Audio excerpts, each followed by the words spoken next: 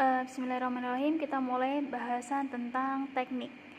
Teknik dalam terapi Gestalt ini sebenarnya lebih banyak tekniknya itu berupa permainan. Kenapa permainan? Karena sebetulnya permainan itu lebih ke memberi kesempatan klien atau itu untuk merasakan experience, mengalami sesuatu. Mengalami dengan menceritakan itu berbeda. Kalau menceritakan, orang akan cenderung mencari fokus cerita misalnya. Tetapi kalau mereka mengalami sendiri, mereka akan merasakan sendiri. Mereka akan melihat lebih objektif kepada dirinya sendiri, bahwa apa yang dia pikirkan mungkin bukan itu yang dilakukan oleh dirinya, atau hal-hal yang dia pendam itu ketika dibawa ke dalam sebuah permainan itu bisa keluar, bisa terekspresikan. Yang awalnya itu terpendam, itu bisa disampaikan. Yang awalnya tidak terungkap itu diungkap, ya. Kemudian yang awalnya selama ini tidak ingin dibagikan atau dipendam terus karena tidak ingin disampaikan supaya tidak ada orang yang tahu, disimpan sendiri. Akhirnya itu dengan melakukan teknik-teknik terapi ini, mereka akhirnya bisa merasakan bagaimana sih ketika sesuatu yang disimpan terus menerus itu kemudian diberi kesempatan, diberi saluran untuk dikeluarkan, diberi kesempatan untuk dialirkan, itu akhirnya bisa keluar dari dirinya, sehingga dia kayak gini ya rasanya itu kalau selesai curhat, kayak gini ya rasanya kalau sudah selesai disampaikan, begini rasanya kalau hal-hal yang kita simpan itu diceritakan kepada orang lain. Atau bahkan jika tidak diceritakan kepada orang lain pun, ya, karena konteksnya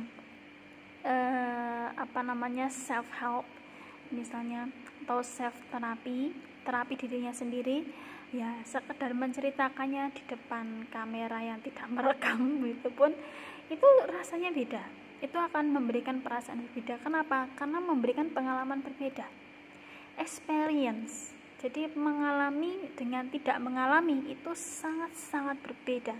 Jadi ini loh yang diharapkan dalam terapi Gestalt.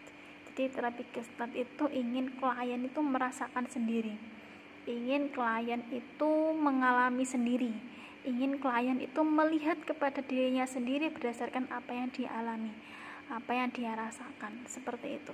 Jadi tidak melulu ini dengan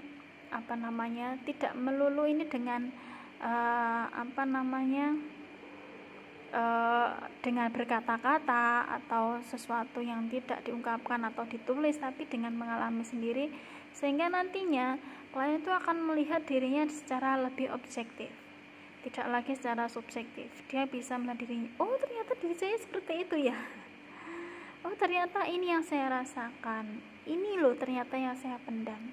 Sebetulnya itu yang diharapkan. Jadi ini adalah memberikan pengalaman. Experience itu sangat penting dalam terapi Gestalt. Jadi Gestalt itu memberikan teknik-teknik yang membuat klien itu in action. Dia sendiri yang bertindak, dia sendiri yang melakukan, dia sendiri yang mengambil keputusan, dan seterusnya. Seperti itu. Nah, kita akan mengambil teknik yang pertama, yaitu teknik tentang permainan dialog. Permainan dialog sebenarnya banyak ya, salah satunya bentuknya kursi kosong. Kursi kosong itu adalah kursi, ini sebenarnya banyak bermain peran, role play, bermain peran. Jadi ada 2 tarikan dalam diri kita, yaitu kalau 2, gimana kalau 3 dan 4 misalnya, ada banyak sekali tarikan dalam sebuah masalah. Misalnya ada 2 pihak yang saling berkonflik ya di dalam diri seseorang, klien misalnya antara dirinya yang menginginkan sesuatu dengan dirinya yang itu menjadi Jadi ada pertarungan antara dirinya yang ingin sesuatu dengan dirinya yang mencoba memberikan batasan misalnya terhadap si bagian ini, sehingga ada seperti kayak misalnya gini, saya ingin memilih prodi yang saya inginkan sendiri, tetapi orang tua saya ingin saya prodi yang mungkin lebih cepat dapat kerja misalnya, atau saya ingin milih yang sesuai yang saya inginkan, tetapi di satu sisi juga saya bingung ketika ini saya harus mengikuti apa kata orang tua misalnya. Nah, sehingga ini akan ada dua bagian yang berkonflik ya, sehingga nah ini kursi kosong itu bentuknya misalnya itu bisa dengan misalnya kayak gini, satu kursi ya, ada sediakan 2 kursi ya, kita akan memerankan dua peran dalam hal ini. Peran yang pertama adalah menjadi karakter anak di dalam diri kita, anak yang ingin sesuatu, anak yang ingin mengerjakan sesuatu, anak yang optimis dan sebagainya. Dan ada karakter misalnya konfliknya dengan orang tua misalnya, ini kemudian perannya adalah peran jadi orang tua. Jadi orang tua pengennya pilih jurusan yang sesuai dengan yang gampang cari kerja, walaupun bukan minat sendiri, bukan minat pribadi, tapi ini gampang cari kerjanya misalnya, sehingga coba sampaikan ini. Jadi ketika saat masing-masing dikasih kesempatan, dirinya yang ingin menjadi anak, yang ingin pilih jurusan yang dia inginkan, ngobrol, kasih kesempatan dia dengan duduk di satu kursi, mungkin kursi di kanan dan kursi di kiri. Nah, kursi kanan untuk si anak dan kursi kirinya untuk si orang tua. Jadi si klien diminta untuk duduk di kursi anak, kemudian mengungkapkan apa yang dia inginkan dengan kata-kata dia sendiri, apa yang diharapkan, apa yang dia inginkan, mengapa dia pilih itu misalnya. Kemudian setelah itu berganti peran ya, peran dirinya yang menjadi karakter orang tua. Kenapa katakan misalnya ya, harus mengatakan sendiri mengapa pilih itu dan sebagainya. Nah, setelah itu baru kemudian klien diajak untuk refleksi, ini apa yang tadi dirasakan. Jadi ketika klien berperan sebagai orang tua, dia mungkin akan mengerti mengapa orang tuanya meminta seperti itu. Kemudian yang ketika si klien dia ikut menjadi dirinya sebagai anak, maka klien akan punya kesempatan juga untuk ngobrol, untuk mengungkapkan apa yang dia rasakan, apa yang dia inginkan, sehingga nanti klien itu akhirnya setelah melakukan dua role play ini, dia dibawa, oh ini yang terjadi. Dia akan melihat itu sebagai sebuah scene, adegan, seperti adegan dalam sebuah film, sedangkan dia sekarang jadi penontonnya. Kalau dia tadi jadi pemeran, jadi pemain, sekarang dia menjadi penonton. Dia menonton dua sisi di dalam dirinya. Oh, jadi begini saya itu. Oh, ini loh yang terjadi dengan saya. Jadi diri saya sebagai si anak itu kelihatan seperti apa, kemudian dirinya sebagai orang tua kelihatan seperti apa. Nah, nantinya ini bisa diperluas lagi, tidak hanya tentang si peran anak dan orang tua. Mungkin walaupun dalam banyak kasus ya, sebenarnya salah satu yang menjadi konflik internal, konflik intrinsik di dalam diri seseorang itu bisa jadi ada keinginan-keinginan yang itu dibatasi oleh hal-hal mungkin nggak boleh oleh orang tua, mungkin juga atau dengan pertimbangan yang lain yang itu menempatkan si anak itu sebagai underdog, sebagai pihak yang dikalahkan, pihak yang harus mengalah, pihak yang dikalahkan, pihak yang harus nurut, pihak yang harus berbakti misalnya, tanpa melihat apa yang diinginkan oleh si anak, sehingga nanti akan melihat sehingga klien akan melihat bagaimana kedua belah pihak ini, si underdog dan top dog ini saling mereka saling bertarung ya, saling bertarung, memuncak konfliknya untuk memenangkan sesuatu, karena dua-duanya pasti ingin eksis. Orang tua dengan nasihatnya, nasihat dari orang tua itu pasti juga, kenapa?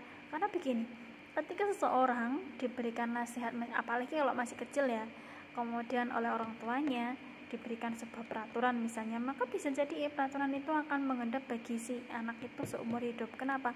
Seringkali orang tua mengajarkan sesuatu itu sampai di level internalisasi. Internalisasi itu mengambil nilai dari orang tua itu menjadi nilainya dirinya sendiri. Nah, itu namanya kalau dalam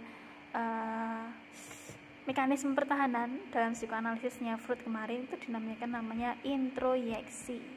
Jadi orang tua mengajarkan kepada anak, misalnya setiap anak itu tidak boleh membentak orang tua.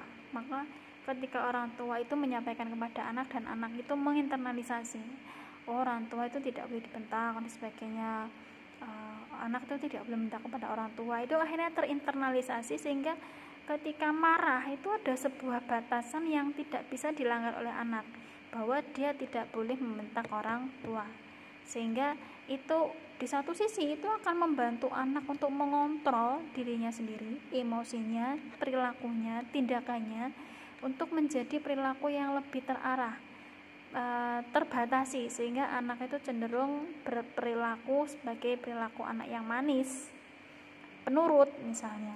Tetapi di sisi yang lain, karena ada larangan itu, sehingga anak juga merasakan, karena saya tidak bisa mengeksplor karena saya tidak bisa mengungkapkan itu, maka yang bisa saya lakukan adalah memendamnya.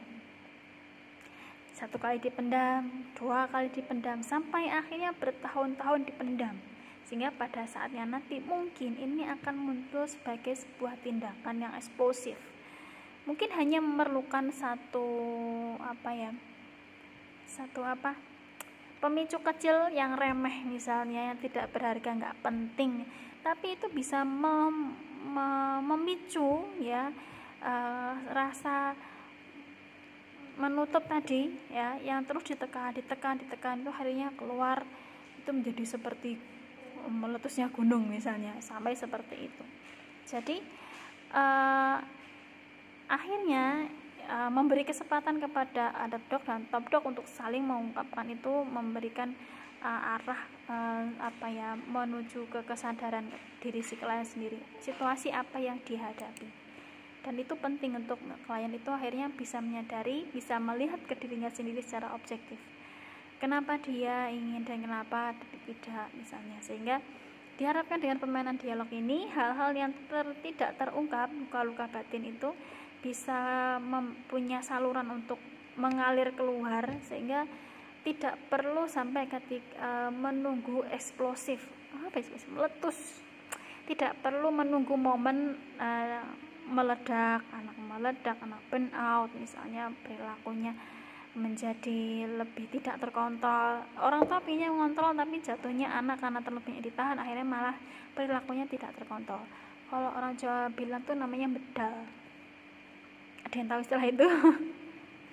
Seperti itu. Jadi banyak sekali permainan dialog dalam tekniknya yang diungkap oleh Pearl ini, dari permainan dialog dalam teori Gestalt. Dan ini berita baiknya, kita bisa melakukannya sendiri. Sediakan saja kursi, kemudian 2 kursi kita pindah, underdog dulu yang ngomong, kemudian selesai underdog ngomong, pindah ke top dog yang ngomong, kasih kesempatan, masing-masing dikasih kesempatan untuk ngomong. Seperti itu sampai akhirnya ada dialog, sehingga ini unfinished business saya misalnya, ini saya sulit untuk melakukan kesadaran here and now, saya sangat sulit karena apa yang menghambat. Akhirnya diketahui apa yang menghambat itu. Kemudian berikutnya ya, ini memang underdog dan top dog itu untuk mempertemukan, sebenarnya prinsipnya begini loh, top dog dan underdog itu sebenarnya 2 hal yang saling bertolak belakang, itu namanya. Kalau top dog karakternya itu memerintah, mengatur, memaksa, menuntut misalnya. Sementara underdog adalah biasanya karakter-karakter sisi-sisi anak nakal dalam diri kita. Sisi-sisi anak nakal.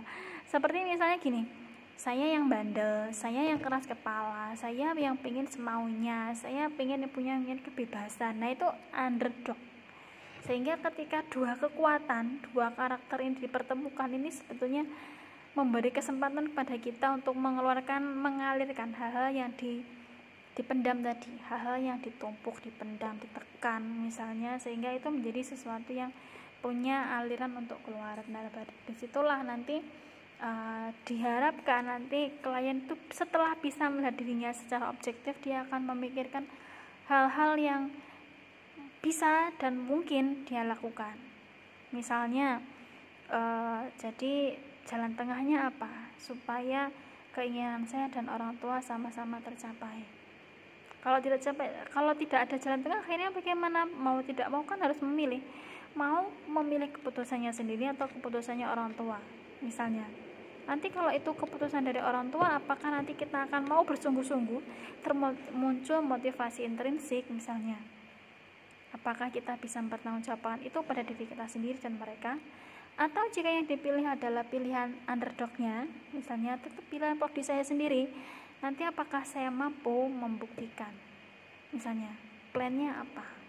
Nah akhirnya kan nanti akan keluar solusi bahwa saya yang ingin mengambil prodi yang saya inginkan, berikutnya adalah saya akan mencari road to sukses saya, jalan kesuksesan saya gimana.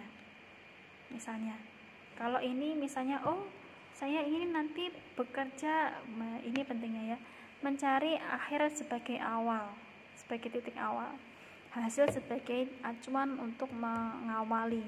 Nanti saya dengan menjadi akuntansi misalnya, saya akan menjadi akuntan itu kerjanya di mana, dia ngapain aja, sehingga akhirnya mengisi kuliah itu dengan prodi yang diinginkan itu enggak dengan tangan kosong atau modal kepala aja, tapi memang disetting, direncanakan bagaimana saya mencapai yang saya inginkan, sehingga misalnya targetnya adalah begitu terima ijazah saya sudah harus diterima kerja di sebuah tempat misalnya, sehingga akhirnya nanti alasannya apa sih sehingga kita ketemu, sehingga akan muncul. Kalau ini sudah muncul, nanti baru dicari solusinya gimana, seperti itu. Kalau tidak ingin mengalahkan top dog, bagaimana caranya underdog mencari jalan keluar, misalnya begitu. Kalau akhirnya top dognya yang dimenangkan, underdognya bagaimana mencari jalan keluar, misalnya saya akan lakukan prodi yang dipilih orang tua saya, tapi saya akan menjalankan apa yang saya suka, yang saya pilih itu sebagai hobi, dipelajari secara indie, atau istilahnya apa ya, dipelajari secara otodidak, dipelajari atau dengan kursus misalnya, sehingga dua-duanya tetap sama-sama jalan, semua orang happy. Itu